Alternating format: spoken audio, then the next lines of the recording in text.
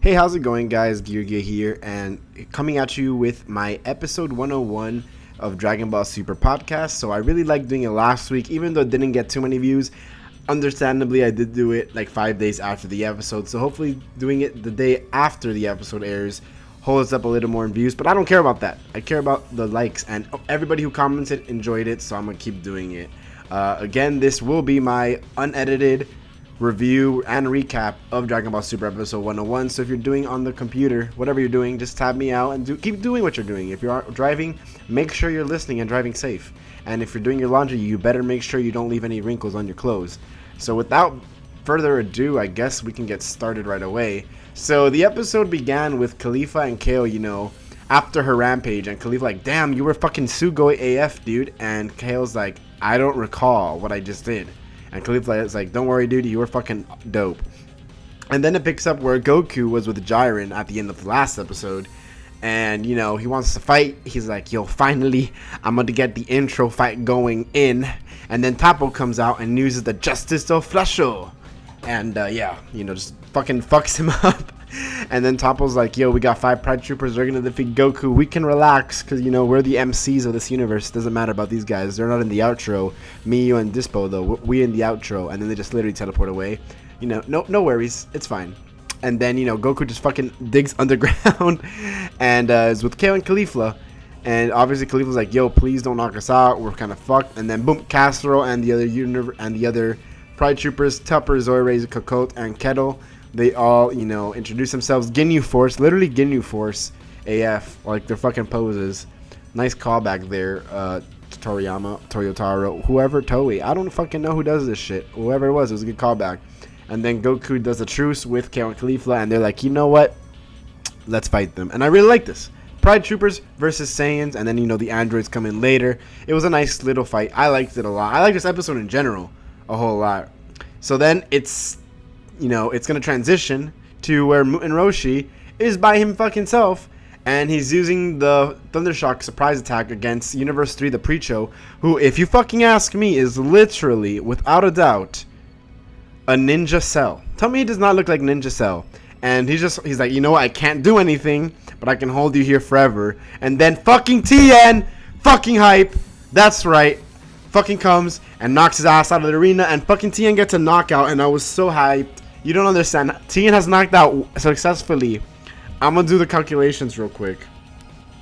Tien has knocked out directly, has affected 1.25% of the fucking fighters in that arena have been knocked out by Tien, bro. I don't know. Those are pretty good percentages. Because, all of Universe 9 got one elimination. And here's Tien has done as many eliminations as Universe 9. So, shout outs to my boy Tien. And so they pretty much explained that in the Chaos Rampage that they got separated. And then they, reunite with Gohan and Piccolo. And they're going to go into the unbreakable 4-way Universe 7 squad. And I do like the little callback to where when Tien eliminates the Preacho, Roshi goes ahead and says, that's our Tien. Because if you remember in episode 100, literally the last episode, when Roshi was calming everybody down, Tien says, that's our Roshi. So that was pretty cool. Then, everyone joins the fucking fray, and Vegeta's there. Frieza comes in holding Murichan by the head, just like he was doing to Napapa, like last episode, and then just sent him out. Like, no worries. Poor Murichan. Everyone thought he was going to do something, but that didn't work out too well, did it? So then we got the Omni Kings using their God Pads, knocking everybody out, this and that. It's okay. And then we see Tupper, who has a pretty cool ability, really. He gets to go, like, Beyblade. He rips it up. And then he gets to adjust it. He holds on to you, and he just uses as much weight as he wants. So, like, kind of makes Goku paralyzed, quote-unquote, air quotes, right? And so this is like the second time we've seen a similar thing happen to Goku in this arc already, right? The first time was with Nink, and now we're seeing it with Tupper, where they are just doing this stupid ass holding him down. And then we get Zorre using the Justice Spino. You just have to add O's at the end of everything. So then, yeah. So then we get to see Khalifa fighting other people, I think namely Kettle. And then we see Cocotte, who uses her Cocotte Zone, a very original name. She's like, yo, I can make dimensions. My name's Cocotte. We'll name it Cocotte Zone. And so pretty much she just traps you in a ball of what looks like energy, but it's actually a it's like sending them to a different universe, dimension, not universe, dimension. And we see casserole, which is my favorite fucking dinner, you know, if I was white, but I'm not, so it's not. But if I was, that's like the housewarming gift is a casserole. Everybody knows that. And, you know, and then he starts fighting 17 and 18. He uses his Justice Saber. I knew it was Justice something, like Justice Sword, something like that.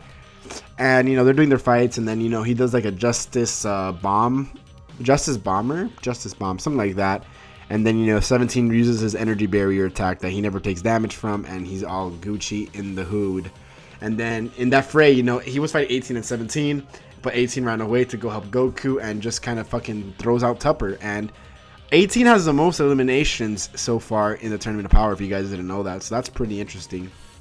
Like single-handed eliminations, I guess.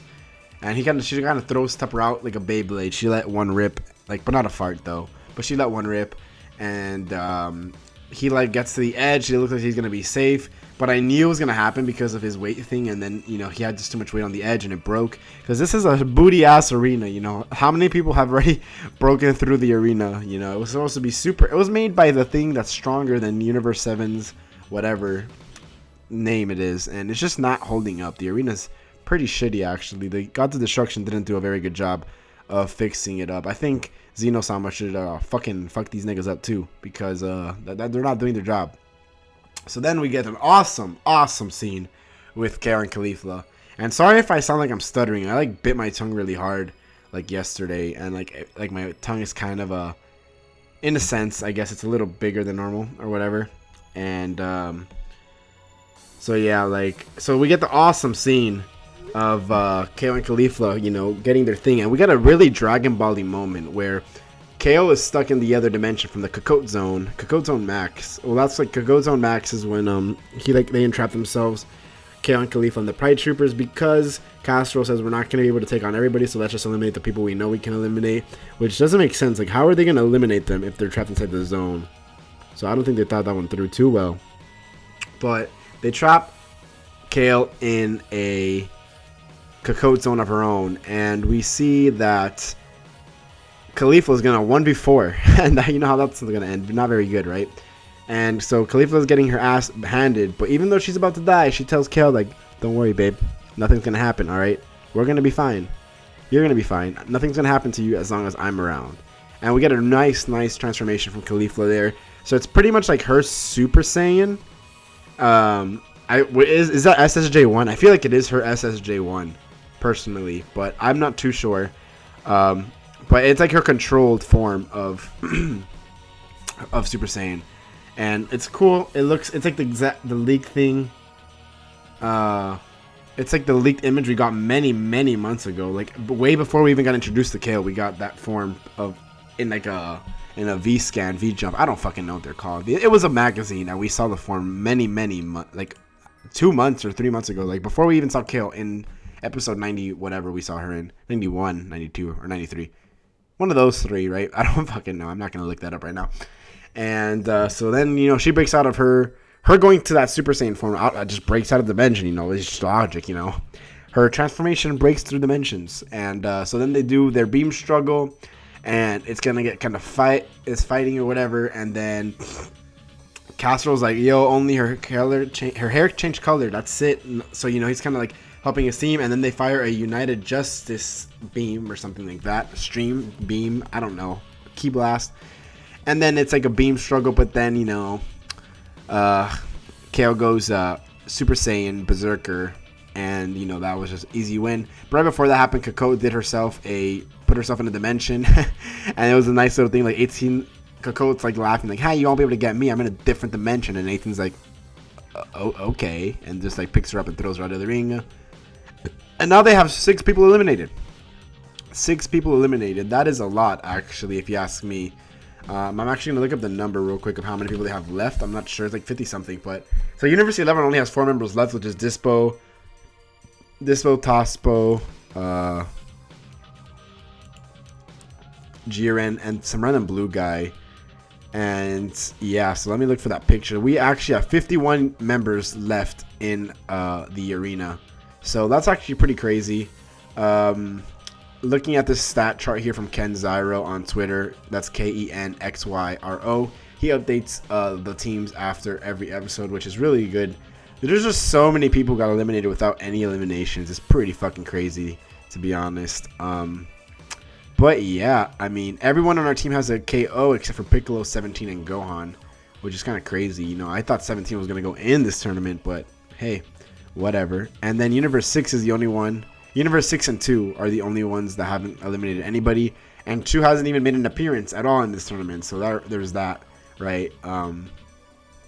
But yeah, overall, this episode was really strong. I mean, there's not much else to point out. Right? There's not much to point out. I do like it. I mean, I'm liking this arc a lot, and it has the potential to be even better, in my opinion. Like, it's good right now, and we haven't gotten halfway through the eliminations. I think with the next couple episodes, we do see that the preview for next episode is like, you know, the Universe 2 fighters or whatever. They're called like the something fireballs, and I think it's gonna be fun. I think that we're going to get a couple eliminations next episode. So we're at 51 right now. I say we're down to 48, 47 in the next episode, maybe even more, depending on how ham it goes. I do see, I don't know. I do see a lot of eliminations happening soon. We need to pick up the pace a little, start getting to the last like 10, 15 fighters and just focusing on them. I do want to see Ganos. I want to see Ganos do some shit from Universe 4. I'm looking at this chart. I also want to see, like, I don't know, Bodo Magetta back in action, but whatever. We're never going to see that, are we?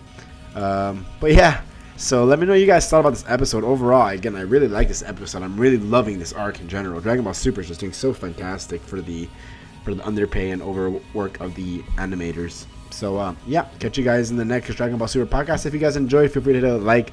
Feel free to comment down below if you enjoyed it or not. And as always, catch you guys in the next episode.